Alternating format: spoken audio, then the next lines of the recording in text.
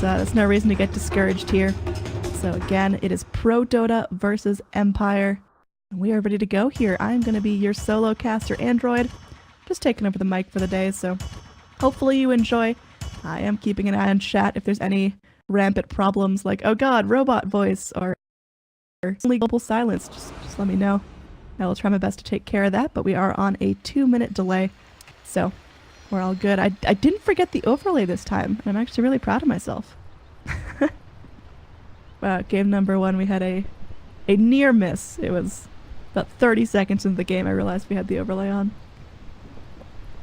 So, Prodota, I mean, they're definitely taking a risk with this lineup. It's super tanky, it's super hard to cut through, especially at earlier levels. All Dragon Knight needs is 1 or 2 points. Dragon Blood, Tidehunter should be getting that point in Kraken Shell. Bristleback obviously just is very hard to kill once he gets that Bristleback, and if he goes in for the early Vanguard build. It'll be difficult to find those kills, especially with Ricky staying in Viz and giving good vision. They should be able to position themselves nicely, but I think Empire just have a really well-rounded draft in terms of magical damage, physical damage, ultis, but they're not bound by their ultis. You know, sometimes you see those lineups of Tidehunter into, well, Queen of Pain into just all around, like Crystal Maiden, Global Silence, really, really big teamfight ultis that are necessary to take teamfights here, but, you know, Sonic Wave is nice, but Quap still can find kills without it. And, you know, Death Ward, it'll keep Witch Doctor interesting once he hits that level 6, but he should be able to set up kills without it using that Maledict. We've seen that max Maledict build be more and more popular with Witch Doctors opting to skip the Voodoo Restoration completely and just max out the Cask and the Maledict. So we'll see if that's going to be the play here. That's what we saw the Witch Doctor from last night in that Singularity versus Danish Bears game go, and it was super successful. So Ricky just planting down a ward here, and just getting some information, blocking up a camp. I still got another one for himself, not starting with the Orb of Venom, just going for the double Observer Ward build. We'll see if he goes back for it, or if it's just going to be a Ricky that doesn't particularly care that he doesn't have any poison damage. So, I mean, Prodota, we talked about some of the weaknesses or, you know, difficult to execute part of the drafts, which is you really need Dragon Knight to be in his ultimate form if he actually wants to go and have some range damage on the team, because it's really just Jakiro bringing in the double-headed dragons. Although I guess in a numbers game, if Jakiro is 2 dragons and Dragon Knight turns into 1 dragon, that's 3 whole dragons on Prodota, and that's something that Team Empire just doesn't have. So we'll see if, you know, math is going to win this one out. Up in the top lane, we are going to have some harassment to Void, but just chasing him back. Looks like there will be an attempt for Ricky to go and steal that bounty rune, but won't get it. Just going to be revealing himself, so it will be that 1-1 split in terms of bounty runes. And now they know Milan's in the area, so they're going to watch that courier for the first couple of minutes here.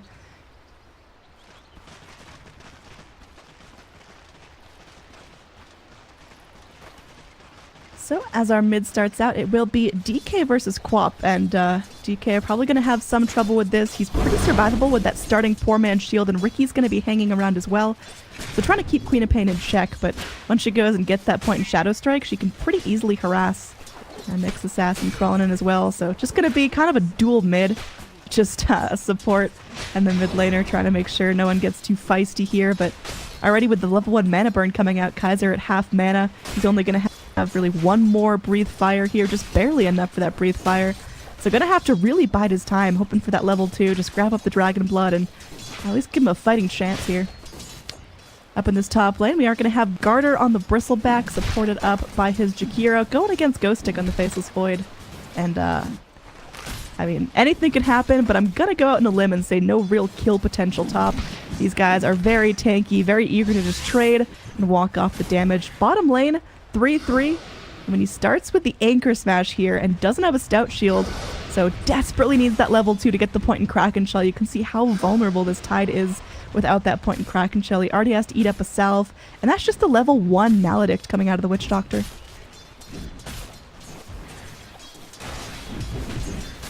So for now, Troll just going to be having a fun time letting Witch Doctor do the dirty work. We do have Roger coming out of mid lane, just going to make it a true solo lane here once again, but Things starting to get a little bit crowded down bottom. Miposhka goes, taking a bunch of damage from 3-3, who now does have his crack shell. So gonna make it so he can at least push up a little bit here. Ricky lets himself be known here, trying to give a little bit of harass to Roger, but for now, just gonna be a farm game. 3-3 poking at Witch Doctor, but Witch Doctor returns the favor.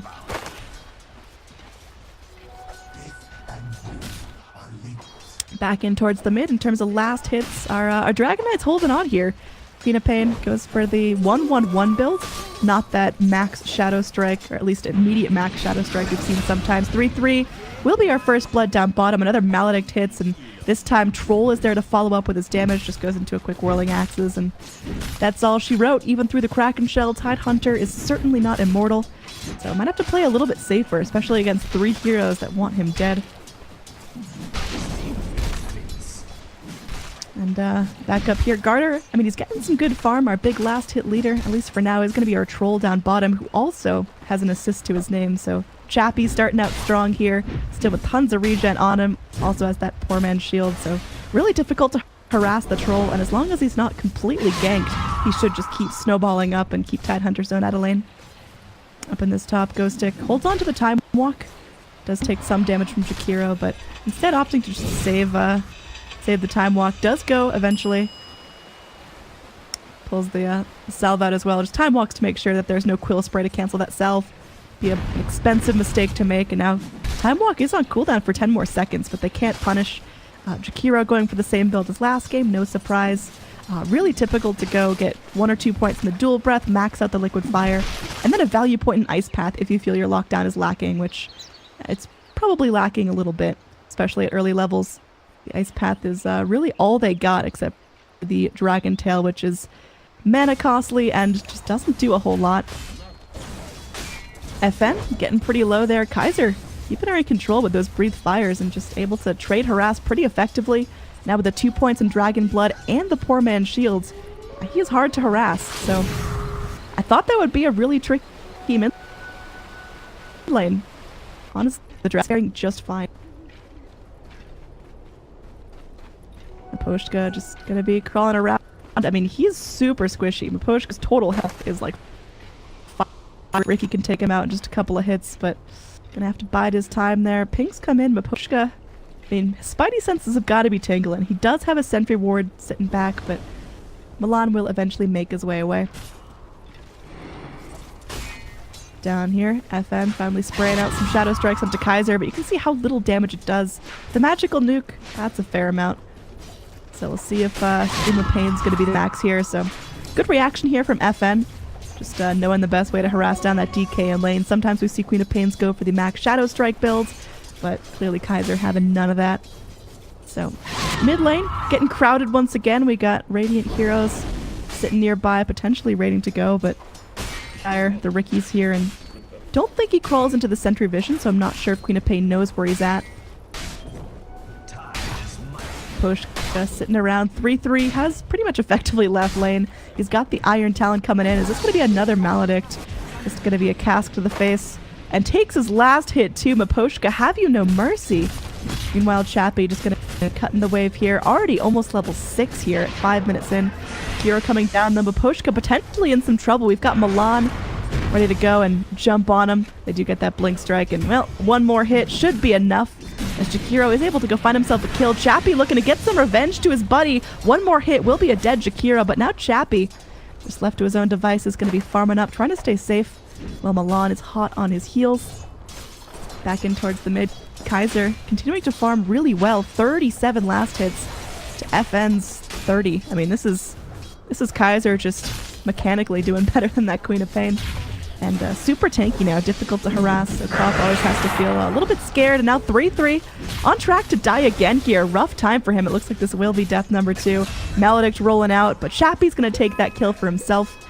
Quick 200 gold for him. Just going to get a little clarity from his friend Witch Doctor, and right back to farming. He's already got the Morbid Mask, so keeping himself sustainable in lane. Garter up top. This Bristleback is proven to be a little too tanky. Ghost Stick going in. Gonna find what he's looking for there, and now silenced up. Still 9-second cooldown on the Time Walk, and another Quill Spray finishes him off. The Faceless Void got a little too greedy there, looking for too much harass. It does get punished, so Bristleback off to a nice start there. That's potentially all it takes for Garter to get rolling. Is going to go for that burst item. Vanguard probably not going to have it out as quick as we saw in game number 1 for Gambit, but we'll see. Zaposhka now moving in. Mass TP is going forward. Milan is going to get dusted up. Dragon Tail flies through onto the Queen of Pain, but she does have a Scream of Pain. Sonic Wave comes in. Just going to be quickly finishing off that Riki, sparing no expense to take down that slippery support. Up in this top lane, Jakiro having a fun time at this stack. Look at that. That's a 4 stack. It's getting down. I mean, it'll take a long time and a lot of quill sprays coming out of Garter. Garter's mana pool is an issue. Again, last game, we did see the Bristleback run with the Crystal Maiden. So even at early levels, the quill spray was just a little bit more sustainable here. But Garter does have to watch his mana pool. Doesn't want to get caught with his pants down and can't TP out of a sticky fight.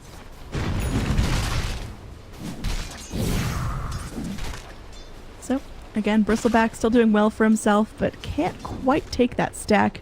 Gonna need a little more help from the Jakiro. Back towards the mid lane, our Queen of Pain still struggling a little bit. 41 last hits to DK's almost 50. Making things a little bit more even. In terms of net worth, they are neck and neck, and now Quap gonna be going and finding a regen rune. Oh, she fished her wish there. She was so low. Now she's gonna be rotating right up, looking for kills. Does not have her Sonic Wave, but still can go for a fun initiation. They've got the Faceless Void, who has the Chronosphere. So if nothing else, they can find at least some lockdown here. Chronosphere comes out onto 2. Queen of Pain just going to be following up with a dagger. Again, no ult for her. Holding the Scream of Pain till the last second. Does find the kill with it. And that's a big one. 200 gold for taking out the Bristleback. And now this stack is vulnerable. We'll see if Radiant are going to make it a priority, because they've got 4 heroes in the area. And that's a lot of gold sitting there. But it looks like they're not going to be going in for it yet. They see Milan. He walks under the sentry. Do they have any dust if he walks out? Well, they don't need it. The AoE from FN already enough. So that Queen of Pain, even though she was under-farmed a little bit in lane, has now caught right back up. Almost about to surpass the DK and definitely having a fun time of it. 3 kills under her belt now. Kaiser fresh out of mana. He went into that dragon form, as we talked about this really being the only way he can push. It's doing some fair amount of harass to the Queen of Pain, but don't know if we'll be able to find any tower push off the back of this. Meanwhile, down bottom, our Tidehunter, I mean, he's trying. He's got his level 6 Ravage online. His levels are good, but he does have 2 deaths for himself and hasn't really been doing anything to shut down the troll. Chappie having a very easy time. 2-0-3. He is almost all of the kill participation on Empire right now.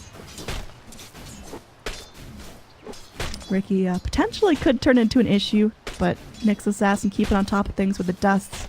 He needs a little bit of time solo in lane to soak, still a ways off of that Vendetta, about a level and a half to go. So once he has that Vendetta, Team Empire are going to be ready to go hunting. They will have the Chronosphere back off cooldown then. Queen of Pain, she needs to soak up a little bit more mana, but she'll have her Sonic Wave too. So big ults going to be coming out, and Empire, I mean, like we talked about a little bit in draft, they can fight with their ults and have a really successful for sure combo that can net them kills. But they're not bound to their ults. They can still fight and make movements, not having the Chronosphere, not having the Death Ward, not having the Sonic Wave. And we saw up top, all it took was 1 Chronosphere. And Quap didn't need an ult, Witch Doctor didn't need an ult, and they still found kills. Witch Doctor making himself known, going in onto Kaiser. Kaiser does have his dragon form, but well, all he's going to do is breathe fire and delay the inevitable. Wand's up. He's getting low, but it looks like the Maledict won't be enough to tick him down. Oh, words. One more tick.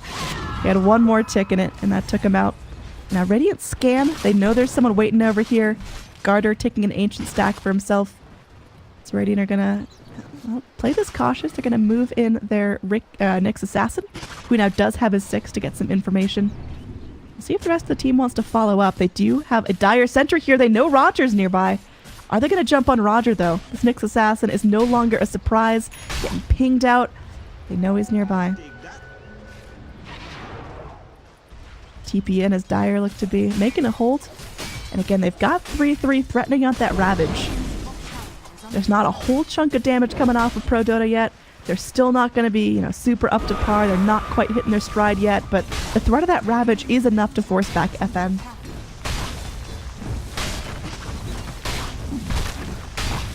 So, looks like the tier 1 tower will be going down. Does take a dragon form, but definitely worth it if you're actually able to get this down. Meanwhile, top lane, there is going to be an initiation onto the Jakiro here. Ghost Stick probably ends up burning here.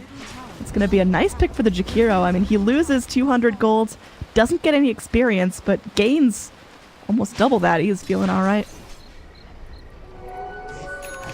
To avoid just getting a little bit sloppy, not giving enough respect to the fire. Probably thought off he could get off the time walk, but yeah, just didn't quite get that done. Garter is going to be sitting there letting the Ancients do the work to themselves, just using that Bristleback proc, which is now maxed out. And interesting though, no point in goo.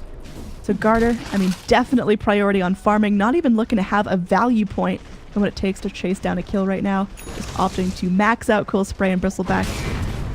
So we'll see when he actually picks up that value point. It should be once he hits 11, he'll grab the goo and then he'll be ready to fight. Speaking of ready to fight, Tide still threatening out that first Ravage. Nyx Assassin playing a dangerous game. In terms of vision though, they are a little bit lacking. Nothing to reveal that Nyx.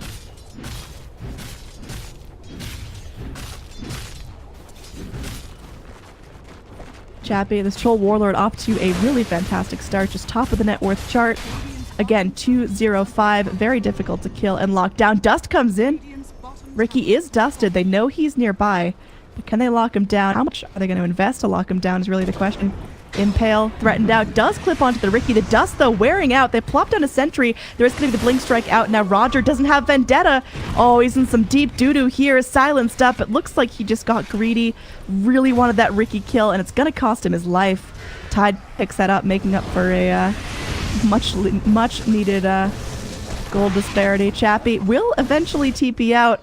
Oh, he's so low, but does make it back to the fountain and doesn't tick down. So, well played by him. But it does mean that there's some serious push from Prodota coming in. And, I mean, these guys are no joke. We talked about the number of dragons they have on their team. And, well, dragons hit hard on towers. It's a known rule. Anyway, this tier 2 taking some damage. Just up to Maposhka to take it down. Now Garter, even without goo, trying to go for the chase here. A couple more Quill Sprays should do it. But now the rest of the team TPing in. This is no joke. Another double man. Chrono comes forward. Sonic Wave dropped out. They are able to find the kill onto the Tide, so no threat of Ravage anymore. Meanwhile, the Nyx Assassin does go down. Chappie opting to back off as he's half health. Garter's still getting low, but with the Vanguard keeping himself nice and tanky. And you can see this DK with the maxed out, at least 3 points of Dragon Blood in the armlet. He ain't taking damage. Witch Doctor tosses out a casual cast, but he's low enough that he needs to play seriously safe.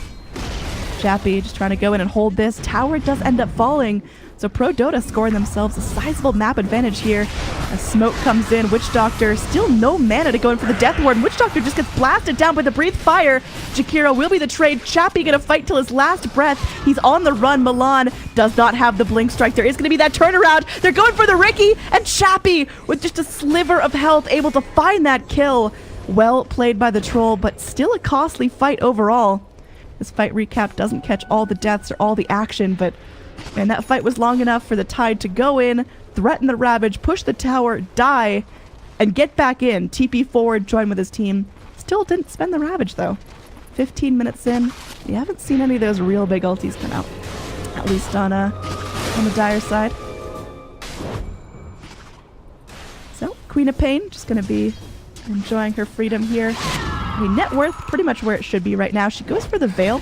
They're just going to be amplifying the magical damage they're doing because they know that there's not a whole lot of physical damage they can do. I mean, Bristleback and Dragon Knight both don't give a hoot about the little right-click physical damage that Empire are going to be doing, so a lot of it's going to be down to smart spell timings and smart spell combinations. So, up top again, this is just going to be kind of Empire picking a partner and squaring off. Everyone kind of matched up 1v1.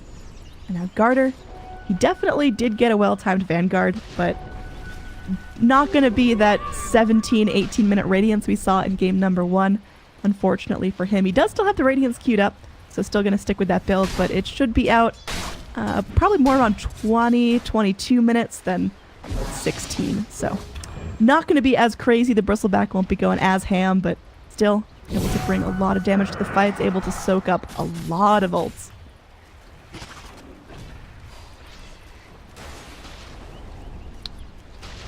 Ricky crawling around, just doing Ricky things, trying to keep vision up in terms of the overall vision game. We've got a couple of really deep Dire wards. Dire, they see any movement happening right outside the mid stairs.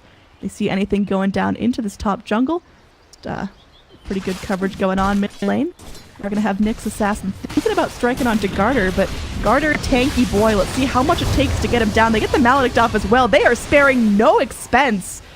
Man, they go all in. The Ice Path does clip onto Roger, but a two-man Chrono to follow up. Ghostic with a great initiation. Ricky walks into the Chrono. Oh no, he was looking for the smoke cloud. There was to be a Ravage coming off, but the Spike Carapace holding the tide back. Looks like there will be a Void trying to get back as much health as possible. Dust sprayed out. They keep eyes on Milan. Well, FN goes in and drops a Sonic Wave from in the river. Beautifully fought so far from Empire. They're looking to make it a wipe. They will get the kill on Jakiro, and there's just one dragon left. Looks like Chappie wants to stop for the tower here instead of going for the wipe, but still, beautiful execution. They burned a bunch of Prodota ults and all still lived. Well played. A little bit of a mistake there again from the Ricky, who walked into the Chronosphere, was trying to wrap around the Chrono, spray down the smoke cloud, but not quite what they were looking for. So well-deserved ult there from Ghostic. Beautiful Chronosphere. Just absolutely impeccably timed, and you can just feel the communication from Team Empire, calling out who they're going on, what spells they're going to be using, and their positioning overall just kept Prodota on their toes. So Chappie on the Troll Warlord starting to farm up a storm. Almost got that BKB. And getting real close, and they'll just be diving deep with that thing. But we'll see. Again, his right-click damage not going to be doing too much against the Bristleback or the Dragon Knight. So that's a big weakness, is that Empire are focusing a lot of their resources in getting this Troll huge, but can Troll do it? Is Troll the hero? We'll see, as he's about to get surrounded by three, takes a Dragon Tail to the back of the head, and it's looking like Troll Warlord's just about done here. I think there's a very low chance he gets out alive. He's speedy, he is running, he's slowly burning down, but will get hit with one more Liquid Fire. And it looks like that's going to be enough to take him out. With one final Breathe Fire, Kaiser finds the kill, showing off that flashy blink, just making sure he's where he needs to be. So resource intensive, but still getting that Troll Warlord down is going to be a great way to take a chunk off of his net worth. But he's still up there. Queen of Pain picks up her Orchid now, so lots of silence. And Prodota, I mean, they're going to take this opportunity, knowing that Troll's dead and knowing that so much of Empire's fight, to go in and try to take a Roche. Ghostic going to be diving back from the Ancient Pit, and looking like Prodota might just get this one for free. They are going to have Roger here. Spidey senses are tingling. Is he going to go in? There's a sentry ward here, so they know he's nearby. Roger going to get jumped on. Meanwhile, oh no, the Faceless Void jumped. Doesn't get a chance to Chronosphere, and now Queen of Pain as well has to blink out from the fight, just completely on the run. Well, Garter still starts to work on this Roche. I mean, they have definitely sight set on this. Now, he's in. Roger is revealed here. Right next to that sentry ward, just trying to gauge where they have vision. But no matter what they do, it's not going to be enough to stop the Roche. So 20 minutes in, Garter will end up with his first Aegis of the Immortal. And this time they're going to give it to the Bristleback. The mid laner, already tanky enough on his own. They want Garter to be able to go and dive in and just follow his heart, chase down whoever he wants to chase down without worrying about the consequences. So Aegis, great item for that. And now Bristleback will finish off his Radiance. So still 20-minute Radiance on top of a Vanguard for the Bristle. Very, very well done for him. So we'll see. I mean, Prodota, I talked a little smack about their draft. Just saying, you know, it's so melee heavy. They're focusing so much on tank. Where's their damage coming from? But they seem to have waited out the hard part of the game. You know, that 15 to 20 minute window where all of Empire get their ults. They'll be on the move. They'll be hunting with their ults. Empire's still doing well in terms of kills, but I think that might be, this might be a turning point now. Bristleback going to be charging forward, trying to get the most out of that new Aegis, and with the Radiance as well. I mean, you can just do so much work. Now, Courier flying in. Nyx Assassin goes for the Courier snipe and does get it. And now there is going to be a jump in. Could be a huge kill now, and the Troll Warlord again, he's going to pop his brand new BKB. That is the 10-second charge just to try to run from a gank, and it will secure his survivability. And there is going to be a tower trade going on, so Not an ideal first BKB charge usage, but a lot better than Troll dying twice in a row. Now, there's going to be that Troll ulti as they want to do as much damage to the tower as possible. Queen of Pain taking a Dragon Tail to the head, trying to dodge out Kaiser there. Impale to secure a little bit of space, but 3-3 wants to keep moving forward. Does have that Ravage available, or rather not available on cooldown. So just going to try to chase him down the old-fashioned way. Nyx Assassin does have the Vendetta, but silenced up in the Ricky Cloud. No chance to get it off. That's a dominating streak out for our Dragon Knight, who's just going to keep on pushing. They already got the mid tower, so we'll see where they rotate. There is going to be a nice scan from the Radiant. Realizing that Dire, they got a kill. They might be moving up this direction, so really fast fingers there from Ghostic. The rest of his team, a little bit unsure of how to react here. Chappie definitely got his momentum checked with that last gank. Miposhka cancels the TP. He's going to stick around. Having Faceless Void nearby with that Chronosphere ready, it looks like they do want to go for a kill, but Prodota looks like they want to go for a setup of their own. Chappie this time, they know he doesn't have BKB yet. 2 more seconds till that's on cooldown. Meanwhile, top lane, Ghostic was able to find a kill. Didn't have to use his Chrono either. Chappie, though, potentially in some trouble, trying to get in range of Dragon Tail there, but Kaiser's still a ways to flap. Chappie is too fast, and they'll switch their attention, or at least attempt to, onto the Queen of Pain, but FN able to blink herself out in time. So Empire, playing a dangerous game in terms of going in, trying to force out spells, force out rotations, and then move back before they're caught. So far, they're being pretty successful.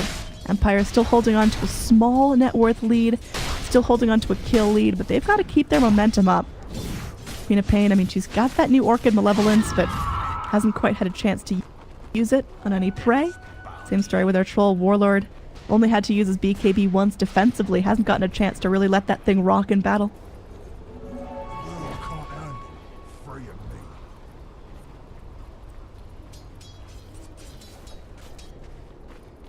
Up here, Garter.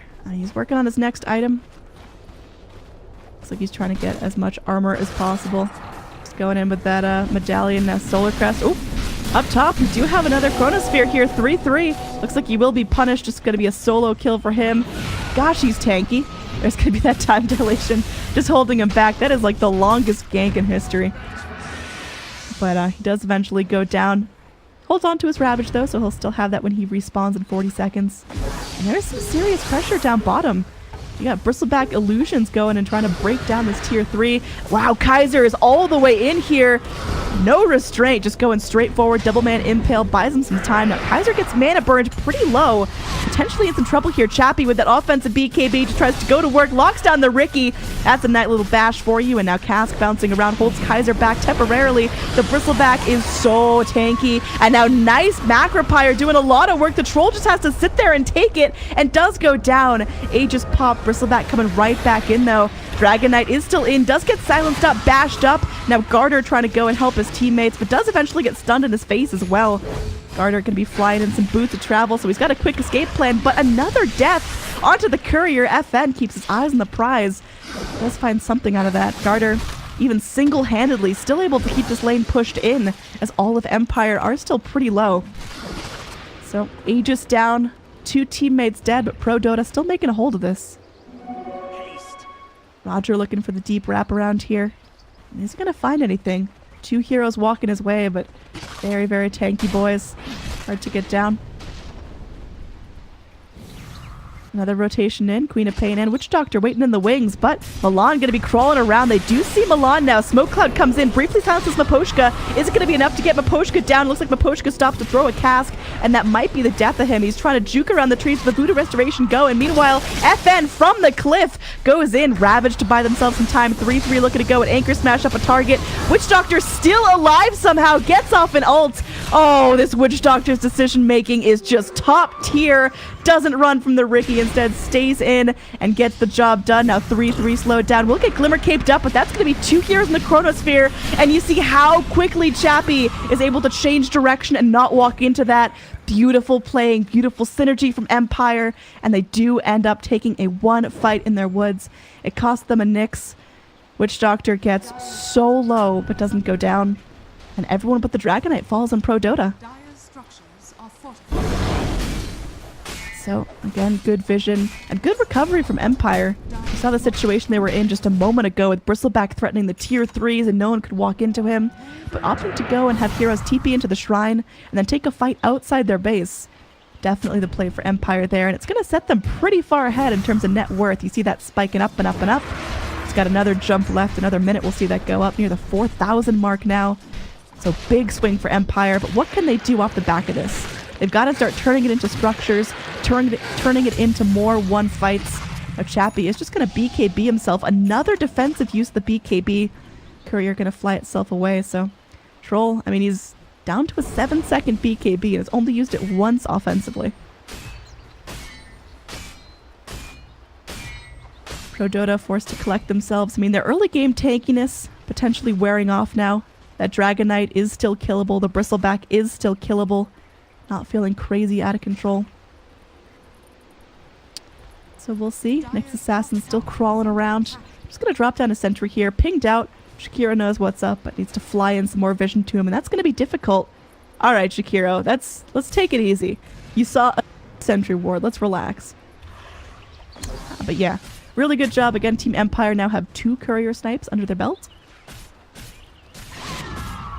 Milan trying to keep up the dire vision as well. Drops 1 right near the stairs there, so scouting rotations into the jungle, into the ancient pit. Going to give a lot of good information. And again, another fresh ward here in the top lane. Trying to make sure that Radiant movements are scouted out. Dire aren't going to be caught unawares, but we'll see. You got Roger hanging out real deep in enemy territory. Going in. Oh, he's going to try to go immediately place back another ward here. Shakiro finally able to de-ward that. But some good farm coming out. Faceless Void now picks up the Shadow Blade. I would love to see him go and get that Silver Edge before he gets the Aghanim Scepter. I think the Silver Edge is the item for fighting Bristleback. It just makes him feel so squishy. It makes him do like no damage in fights. And speaking of fights, gonna be a quick pick there on the Ricky. Just walks underneath some sentry vision and immediately get punished. Right heroes there at the right time. Or wrong time if you're Prodota. Another courier kill. Nyx Assassin was waiting here. Goes for the courier kill and finds it. So that is now 3 courier snipes onto Prodota. That dire courier is so sad.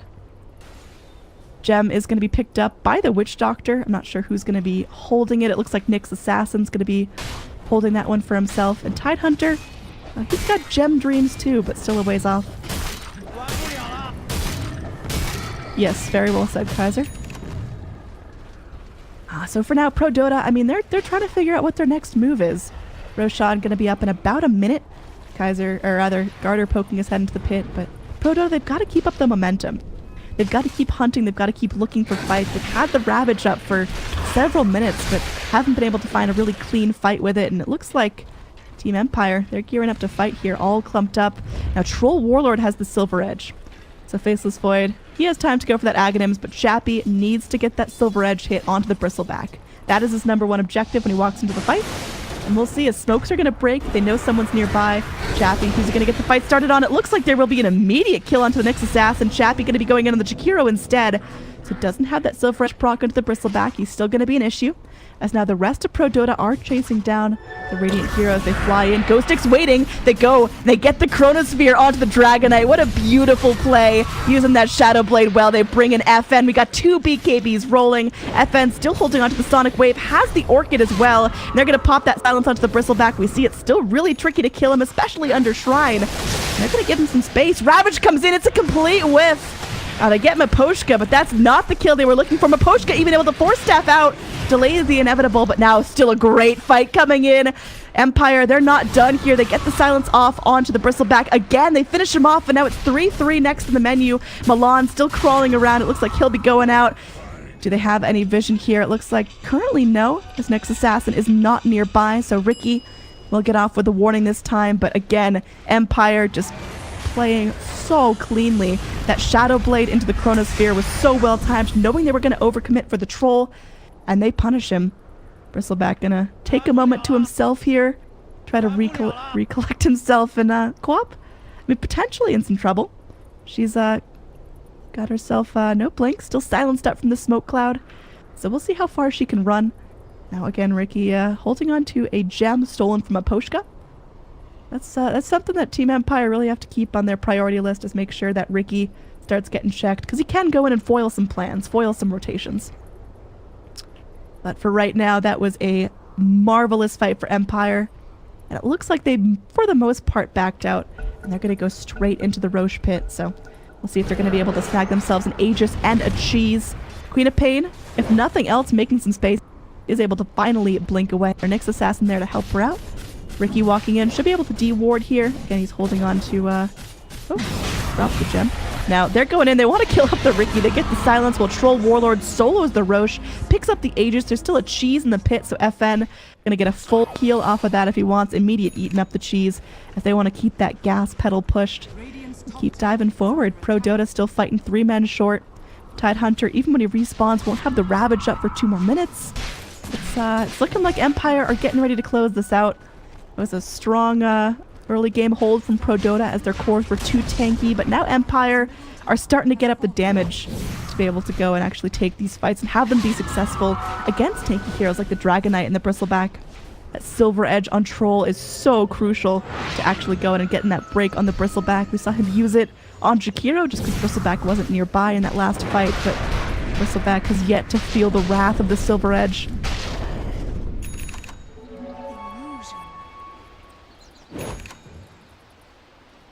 Ricky starting to make that transition into the core role. Does pick up the, well, at least queues up the Diffuser Blade. Has a little component of it already, but still a ways off until he actually makes that big core Ricky happen, and it's looking scary. There's already some really good vision on Empire. They did lose the gem that the Witch Doctor bought in the last fight, as he was the only target of a very optimistic Ravage.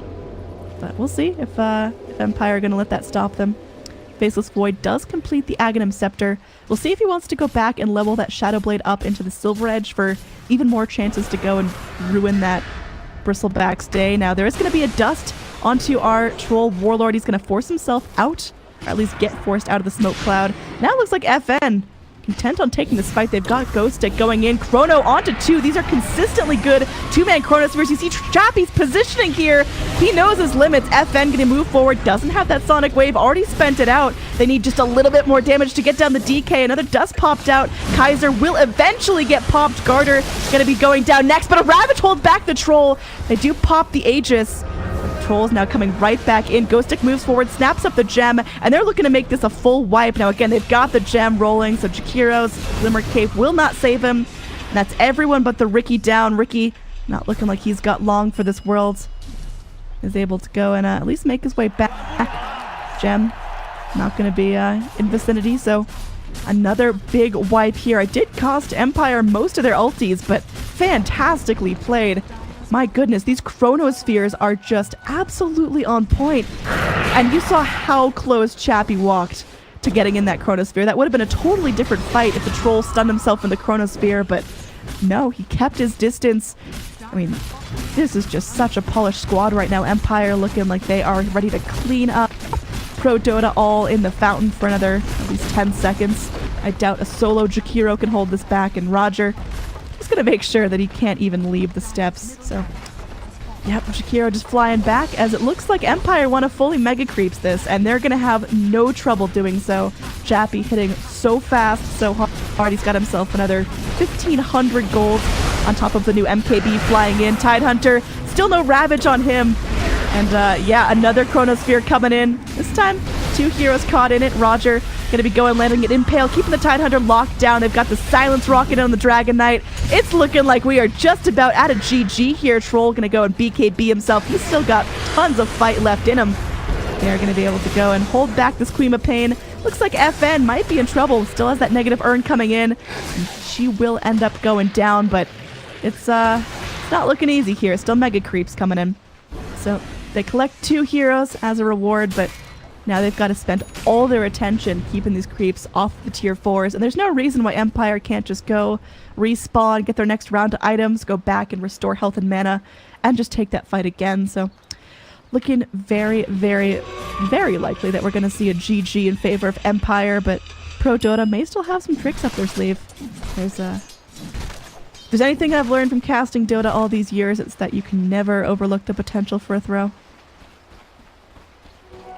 Our Bristleback here, I mean, he's sitting on a ton of gold. He's got almost 4k gold saved up. Definitely needs to save for buybacks here, as I mean, there's a couple coming out, but for the most part, it's feeling like Troll Warlord was just a great solution here. The early Silver Edge on him, great itemization against the Bristleback, and DK just, he's got himself a new halberd, but not feeling that impactful. It feels like he goes in, even in his dragon form, and just easily lets himself get locked down. The Chronos have been focusing this DK more than anyone else. Faceless Void really trying to keep him in check, because they know the easiest time to kill the DK is when he's frozen and can't react.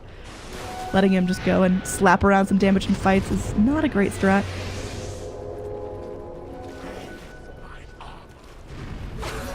Faceless Void now. He's got Miposhka's gem back, so it's going to be feeling pretty comfortable going in for some deep chrono dives. Able to go and de-ward as well, so lots of good vision around the area.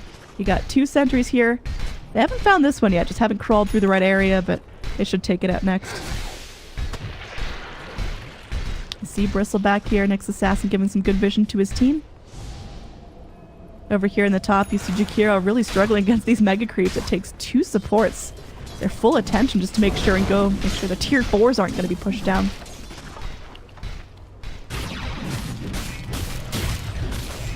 Chappie just starting to feel pretty gosh darn huge, flying in some goodies right now, and well, we'll see how they're going to be going in. Looks like DK potentially in some trouble. Again, a nice lockdown. The Chronosphere not going to do a whole lot this time as Faceless Void is locked down, but they still are able to blow up the DK in the back lines. There's no buyback. 3-3 getting low as well.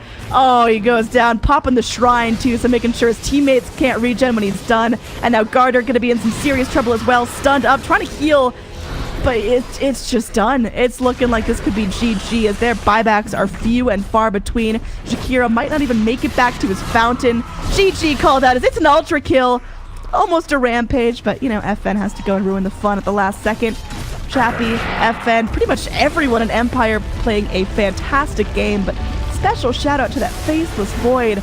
It seems like every single Chronosphere was exactly on point. They got the targets they wanted, that no one blinked out, and they made sure that no allies were trapped in there as well. There could have been a couple of times where